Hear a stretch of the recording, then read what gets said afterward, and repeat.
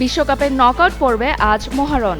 একদিকে 5 বারের বিশ্ব চ্যাম্পিয়ন ব্রাজিল, অন্যদিকে ইতিহাস বদলে দেওয়ার স্বপ্নে বিভোর জাপান। হারলেই শেষ এমন সমীকরণের ম্যাচের আগে ভয়ের পরিবর্তে বরং আত্মবিশ্বাসী হুঙ্কারি ছুড়েছেন জাপানের প্রধান কোচ হাজিমে মোরিয়াসু।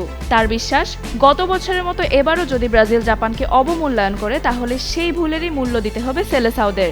তাই এই লড়াই শুধু শেষ 16-এ ওঠার নয়, বরং বিশ্ব ফুটবলে নতুন এক অধ্যায় লেখার মঞ্চ হিসেবেও দেখছে জাপান। এখন পর্যন্ত দুই দলের 12 দেখায় মাত্র একবারই ব্রাজিলকে হারাতে পেরেছে জাপান। সেই জয়টি আসে গত বছরের একটি প্রীতি ম্যাচে। অন্যদিকে বিশ্বকাপে একমাত্র দেখায় 2006 সালে 4-1 গোলের বড় জয় পেয়েছিল ব্রাজিল।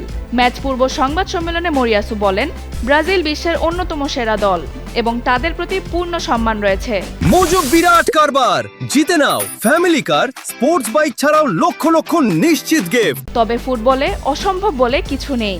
অতীতেও কেউ জাপানের জয়ের সম্ভাবনা দেখেনি, অথচ তারাই ইতিহাস গড়েছে। এবারও সেই বিশ্বাস নিয়েই মাঠে নামবে তার দল।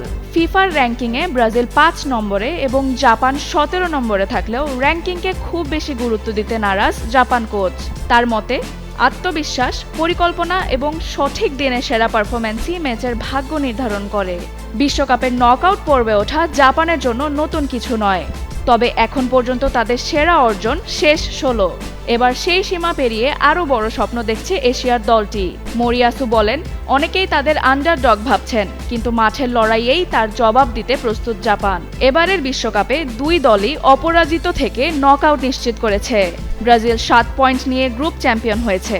অন্যদিকে জাপান তিউনিশিয়াকে হারিয়ে এবং সুইডেন ও নেদারল্যান্ডসের বিপক্ষে ড্র করে 5 পয়েন্ট নিয়ে শেষ 32-এ জায়গা করে নিয়েছে। বাংলাদেশ সময়ে সোমবার রাত 11টায় হিউস্টনে শুরু হবে বহুল প্রতীক্ষিত এই ম্যাচ। কোটি কোটি ফুটবল প্রেমীর চোখ থাকবে এই লড়াইয়ে। ব্রাজিল কি নিজেদের ঐতিহ্য ধরে রাখবে, নাকি জাপান লিখবে বিশ্বকাপের নতুন ইতিহাস? সেই উত্তর মিলবে 90 মিনিটের মহারণেই।